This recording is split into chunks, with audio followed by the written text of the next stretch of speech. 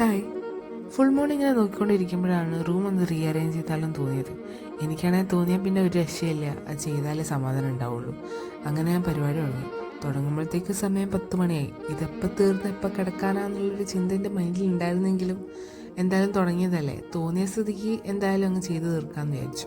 ഇതേപോലെ എന്തെങ്കിലും റൂമിൽ ഇടയ്ക്ക് കുഞ്ഞു കുഞ്ഞു മാറ്റങ്ങൾ വരുത്താൻ എനിക്ക് ഭയങ്കര ഇഷ്ടമാണ്. മാറ്റങ്ങൾ വരുത്തുമ്പോൾ നല്ല രസമല്ലേ. അതിപ്പോൾ വലിയ മാറ്റം വേണമെന്നൊന്നുമില്ല, കുഞ്ഞു കുഞ്ഞു മാറ്റമായാലും മതി.